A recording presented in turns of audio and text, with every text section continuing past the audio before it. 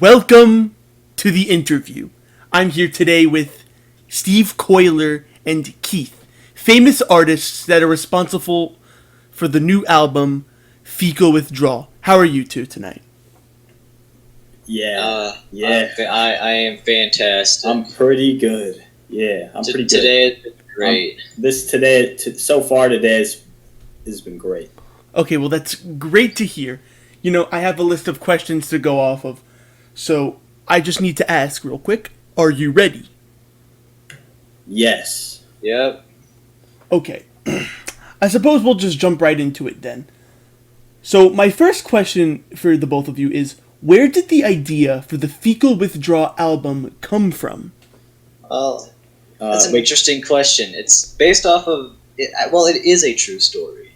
Yeah, it actually happened, I think, 2 months ago now. Interesting.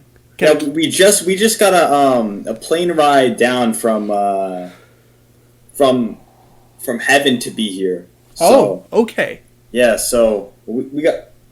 I think it costs like $20, so hopefully it's worth it. But I think it's gonna be worth it. Well, how was the ride? It fucking sucked. There were no seats. You had to stand. Yeah, we were standing the whole ass. And it was a straight 30 hours. Yeah, 30 hours straight nosedive, 90 degrees. 30 hours from heaven to IRL. That's nuts. Dude, yeah. Despite God being such a cool guy, you couldn't create a goddamn good plane. Fuck him. Yeah. I understand. I'm sure a lot of people are wondering now that you've brought this up. How is it like in heaven? Can you reveal this? It's a bit of a... Oh, is it now? Yeah, it's kind of fucking boring, I'm gonna be honest. We're just, like, up there the whole fucking time. Like, our time down in the hot place, probably better, to be honest. Oh, interesting. Yeah, because at least there was something, you know? I'm sure it was more eventful, at least. It was. Yeah. I can say that with 100% certainty it was. Well, that's interesting to hear. Okay. So nothing else to add for that statement, or well, actually, I do want to say one thing. Okay, let's hear it. So of course, the everything that happened in this album was real events, but I want to say this one thing. The reason that for the distorted metal-inspired part of the album, the reason that we had the idea to put that in there was from an event prior to the drugs and prior to the fecal matter. Okay. I remember when my mom caught me jerking off, she said, "Toilet, what are you doing?" And I said, well, I told her I was watching porn. And that gave me the inspiration for the distorted metal part of the album. And it really it was one of the biggest like pieces of inspiration for my entire career, basically. So that's great. That's a very important moment. I think it happened January, so put that on the timeline because that's a very important moment in my career. Yeah, that's great. Well, I have another question on my list, but I suppose we'll go to it now since you mentioned inspirations. Right. I'm curious, what are some other inspirations of yours that help drive your music to what it has become today?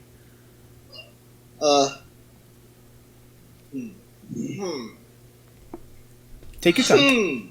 Take your time. Well, I do have to say two things before Kieth answers his, because we met through music and drugs and poop. We didn't know each other beforehand, so we both have our different inspirations. But my main inspirations, other than what I already added, was two things. First, flannel shirts. That plays a big part, and it's mentioned so much in the album. I can't explain like how crazy flannel shirts took to be a part of the inspiration for this album, and then the other thing is one of my good friends, Busabi Malasha, who came up with a bunch of the lyrics for the album. I'm not saying he goes through the whole album, but there were a bunch of lyrics that he was there with me writing them down. So those two things, Busabi Malasha, flannel shirts, and my mom catching me jerk off. Yeah. Wow. I was My big inspiration was one night I was listening to Death Grips, as I always do. Classic and Death one Grips. of in one of his songs, he was like, "Keith, you better make an album." So that was really the turning point. I think I know that song actually. That was a good one. Yeah, my favorite. It's my favorite one. True. Okay.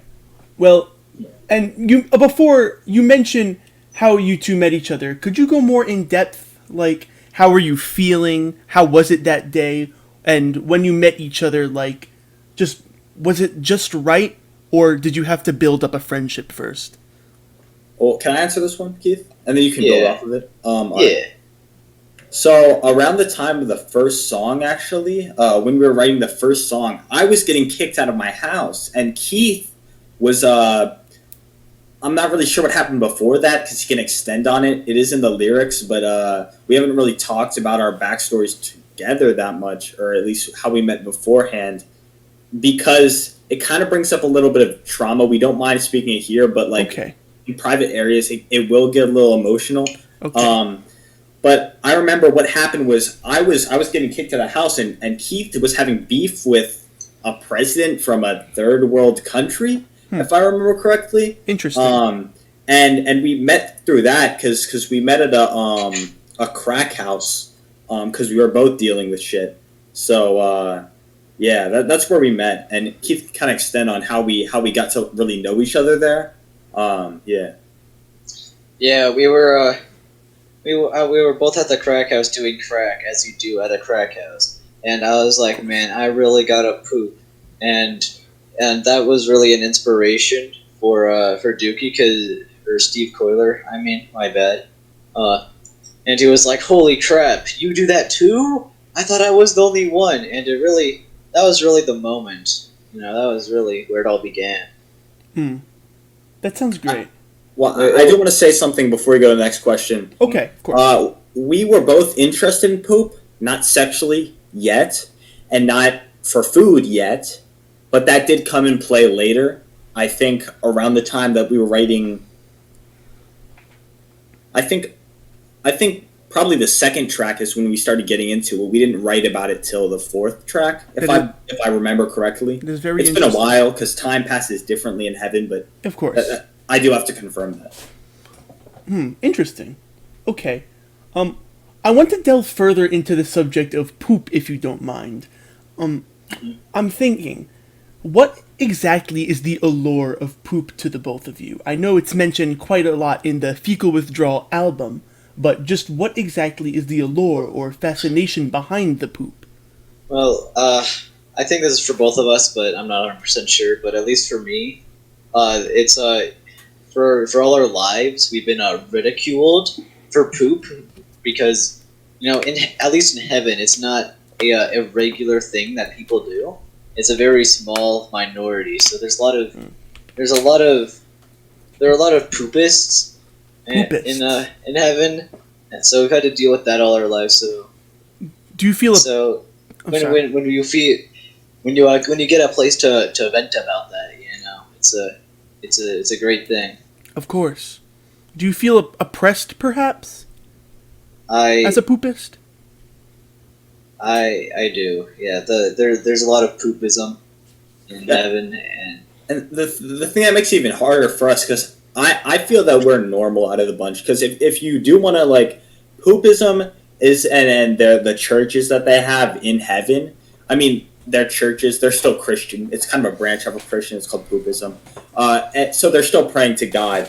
But the churches that they do have there, it's a good place to vent. But if you want to talk about anything else, the people into that, they're kind of weird. So being around those people for too long, not really good. But it is also the only place you can vent about the oppression that you face as someone who is interested in poop. So for us, we see ourselves as more normal, while those people, I don't know, kind of slipped into heaven, like maybe on accident. Maybe they forgot to check their records. But they're pretty weird. So it's hard because we have to kind of stick together, because I see me and Keith as the only good, I'm not going to say good, the only more sane people on the side of sane rather than insane. Yeah.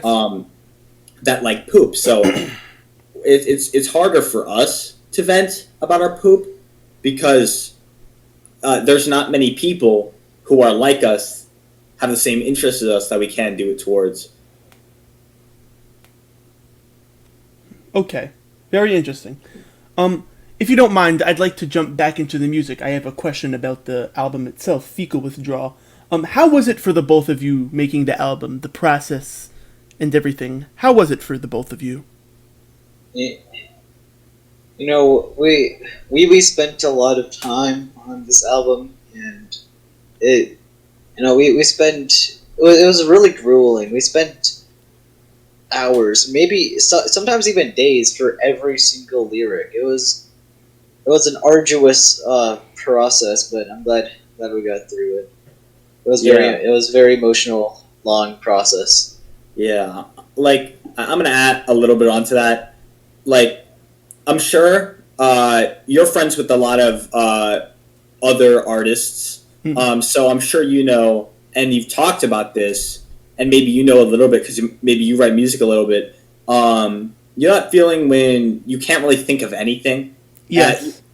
We had a lot of that. Oh. Every lyric has meaning. We put meaning into every word. Every word was thought out. We had a pocket dictionary in hand, and I guess you could say we were stuck in a poop. Stuck in a poop.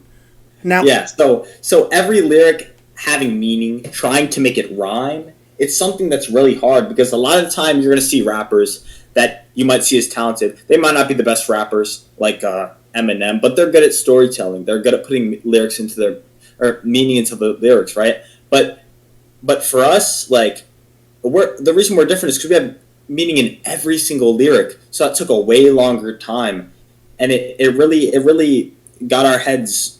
I don't know. It put us in a worse mental state.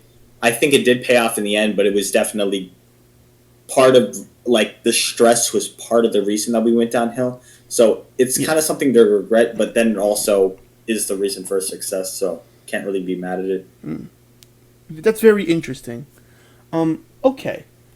Regarding more music, I'm curious. Now, as the two of you have, I'm sure, formed quite the bond after your misadventures through the Fecal Withdrawal album, I'm curious, do you two see yourselves collaborating again in the future? And if so, what kind of projects would you like to work on? Do you want to answer this? I'd have to say no, because truth be told, I fucking hate Steve Koiler. Oh. And I hate him. Oh, You really? know what he did? Oh, is you know that what he so? did? What did He took my poop drug, and stole it for himself. Oh my fucking god. I was in the international poop competition, and then he just sabotaged me to win. And you know what? He did win with unfair play. Fuck him. Steve, is this No. true? Well, I gotta say, the things he said were true. I did steal his poop vehicles. Oh my god. I did a lot of things with them, and he does hate me. However, ever since I've met the poopists, I've learned how to be a really good manipulator. So we're working on manipulating Kieth into getting him back into not hating me. Because that's like it's a really good skill to have, and it's gonna especially help. So we are looking into music videos for this album. It's not completely. It's hopefully by the end of this summer, but it's not like completely decided yet. Yes. Because we do live very far away. Oh my fucking god.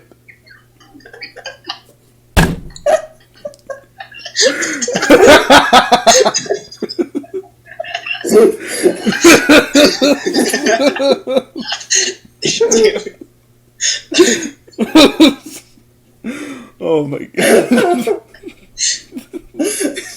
Okay, so music videos should be coming out this summer, as well as another collaboration. We have merch, possibly. We do have plans of merch. not shirts, but maybe CDs if we do get any contacts telling us we want them or they want CDs. Just I don't know, contact me somehow. I don't know how you're gonna do it. Somehow, and I'll hook you up with a CD if you are paying. But as of like right now, there's no other plans other than possibly CDs and possibly music videos. So yeah, That sounds great. I can't wait. Okay, now besides the both of you, as musicians, as solo musicians, I suppose I'm delving more into the question, but is there other artists you wish to collaborate with or solo projects that you are preparing that you would like to get into? Yeah, the upcoming solo project by me, actually. The first track is already done. The second track is in production. It's planned to be about 14 tracks long, and it's gonna be a real banger. There's gonna be lots of lore, maybe even more so than Fecal Withdrawal, if you can believe that. So Interesting. You want to get excited for that one. I am quite excited now. That was a deep story. yeah, I do have something to say for this message. Okay. There are a few artists that I want to collaborate with, but I guess I haven't really reached out yet. One of the first is I don't know if you know him, the Cheese. Anyone here know Cheese? I've heard of him. I think he was on that one Blitz song. Oh yeah, Blitz. Cheese, Blitz, Mr. Beppo. And then I do want to do a song with Mr. Stromboli, though I already have, but I really want to get on a song with Mr. Stromboli soon. I am working on something. Not really sure what it is yet exactly. But I do have plans to feature people in it. But as of right now, the only people I really want to do a song with are Blitz, Cheese, and Beppo. That sounds. Of course, I want to do songs with other people, but my like main few are those. That sounds very great. I'm quite excited myself to see future endeavors by the two of you. Fecal Withdrawal was great, and honestly, I'm quite excited. Okay, let me see. Where do the both of you see yourself in about a year's time? Career-wise, personal-wise, things like that. Where do you see yourself? Do you want to answer first?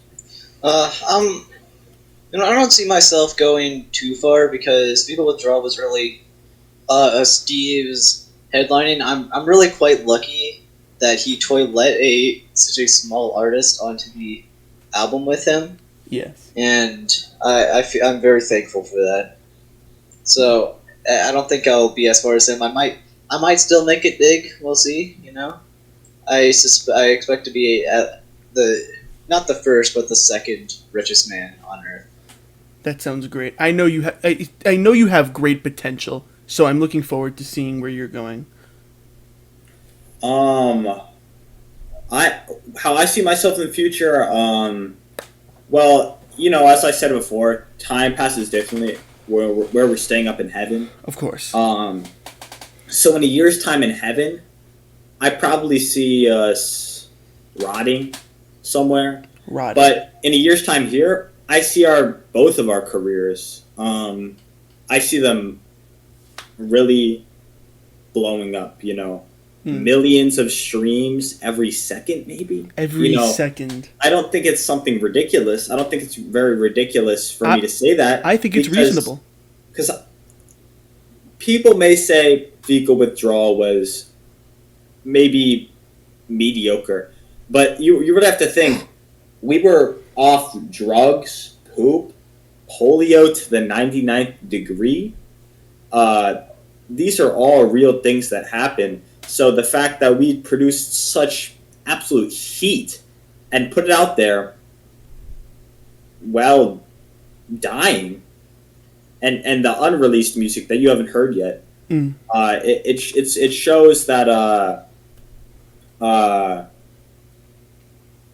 much better stuff will come out of this, and if we get the right attention, it will just only grow. We'll only go uphill from there. So I don't think it's ridiculous to say that we'll be probably the most streamed artist in the world in a year's time.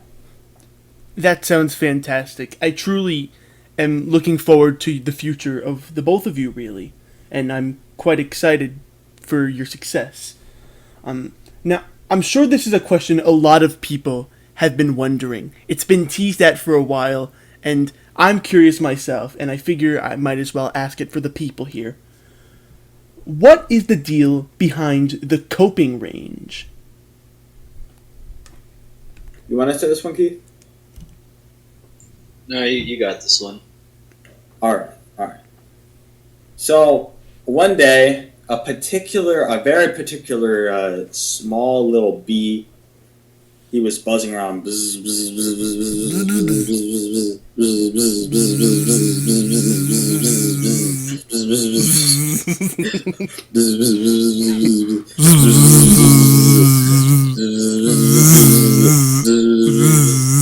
bees do, you know. Yeah, of course. And he told me, he said, "Hey, Steve Koiler.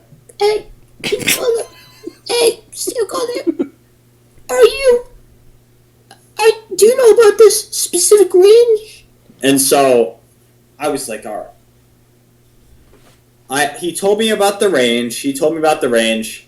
I listened. I was like, this is interesting. And I took what the bee told me over to a guy I know. Coincidentally, his name is Kieth.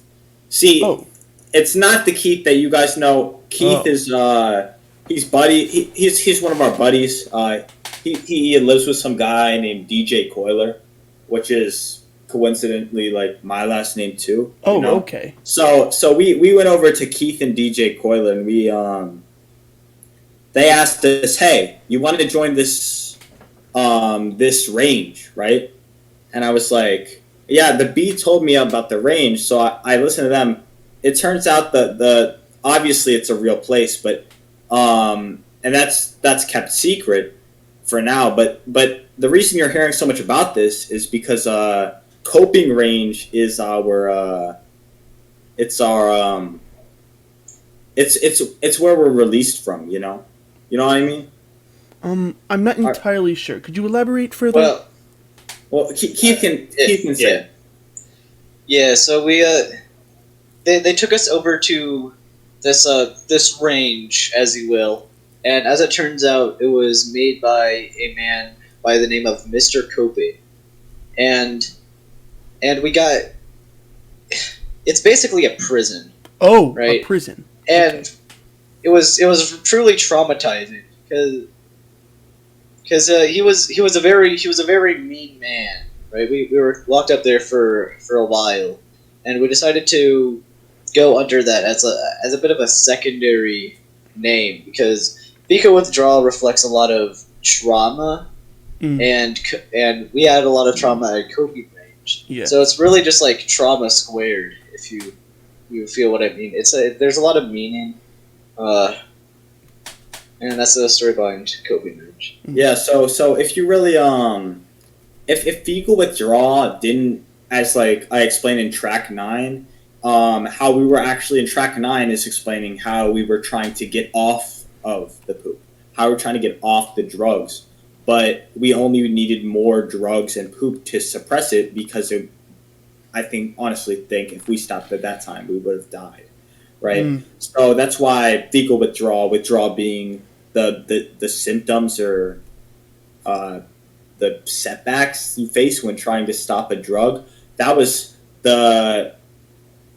everything was getting worse, just trying to stop living off what was literal shit. So that was, if we had another way to describe this that wasn't fecal withdrawal, I think we would have called it, which maybe a lot of people wouldn't have got, or they wouldn't have understood until we explained it, would be coping range. And so we actually decided to go by, I guess, as kind of a group name instead of Steve, Koiler, and Keith, which we still will go by if any future releases and on our profiles on whatever platforms we decide to release on.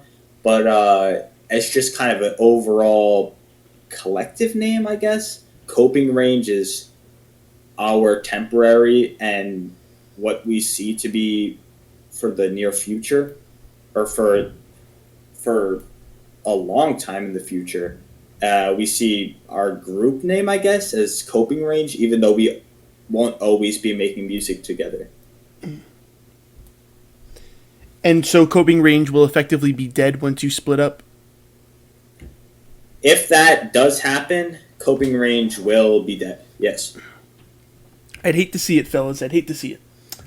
Yeah, do you say you would have to be coping with the fact that it's gone? Oh my fucking It god, dies? man. Would you be coping with the fact that you know Yeah, about this either? I would be coping with it. I would be coping with it. Well, enough for coping with that. I have one more question for you two, if that's all right. Alright. All right. This goes back to the beginning. What got you into music in the first place? Was it growing up, or was it recent, or what was it exactly? I'll answer first. So, I was talking to my buddy Dookie Doo. You know that guy, right? Okay, yes, I do. I was talking to him, and he was talking about how he was gonna do a song with Blitz, but he just totally forgot about it, and then decided that he doesn't want to do it.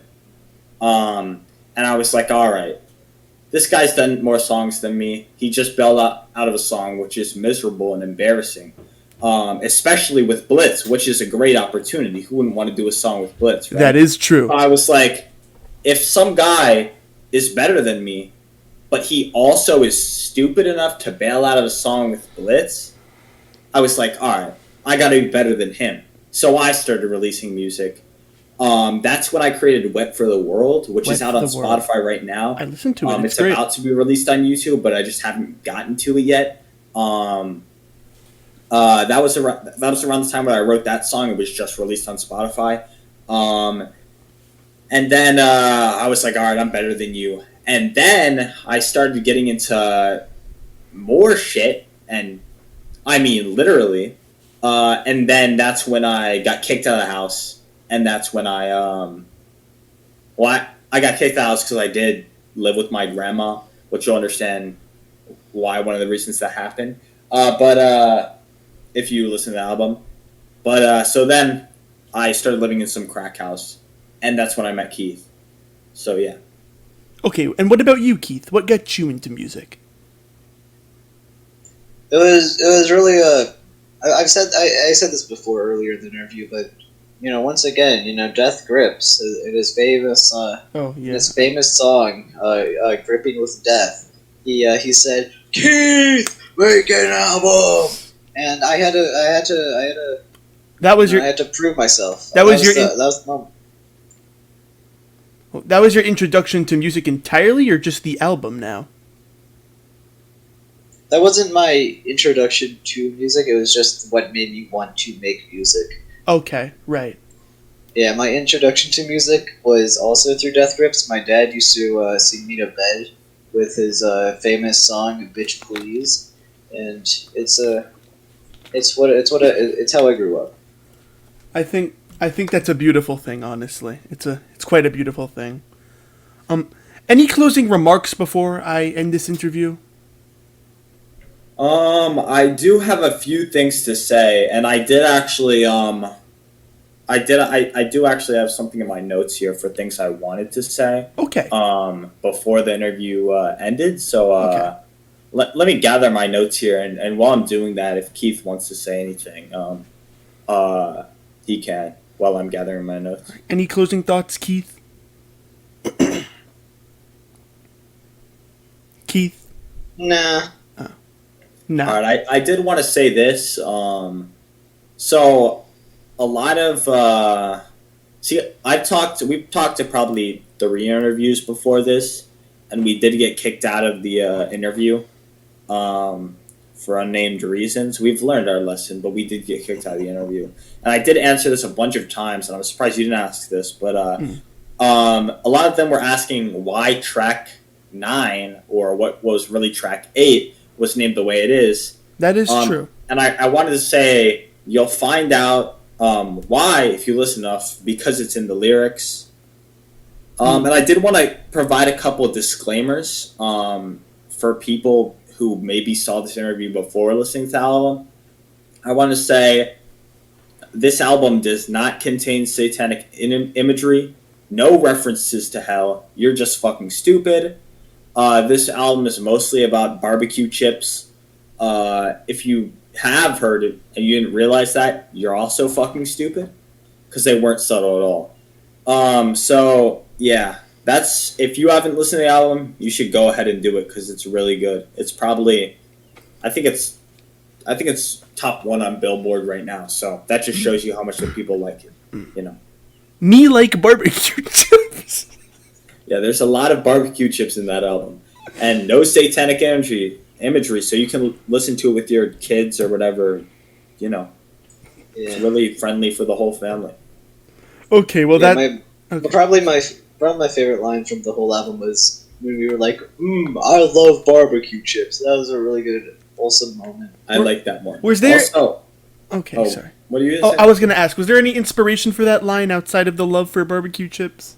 No. No, okay. Yeah, none at all. But I do want to ask you a few questions before we close the interview. Of course, I'll take questions. All right.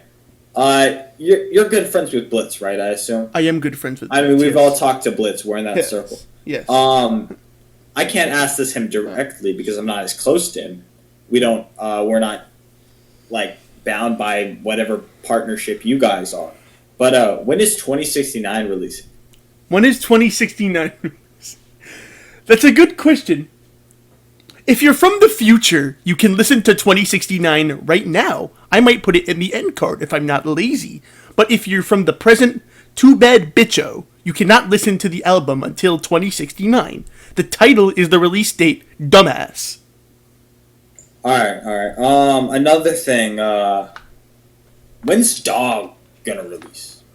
Dog. You mean Dogs, the currently unannounced Blitz single. Well, guess what? I'm announcing it right now. There is a Blitz single coming out called Dogs. When is it coming out? I don't know, but I'm glad you mentioned it, because I was thinking about announcing it right fucking now. So, thank you for reminding me. Alright, guys. Thanks for watching my interview with Typo. I'm Steve Koiler. And this is the interview. And this is What? this is Kieth. And thanks for watching the interview, guys. Thank you for Guys, watching. make sure to hit that like button. And subscribe and share the interview, because this shares a lot of shit about our album. Share it on. Press that bell. Ding ding ding ding ding ding ding. You know? You sound like a train.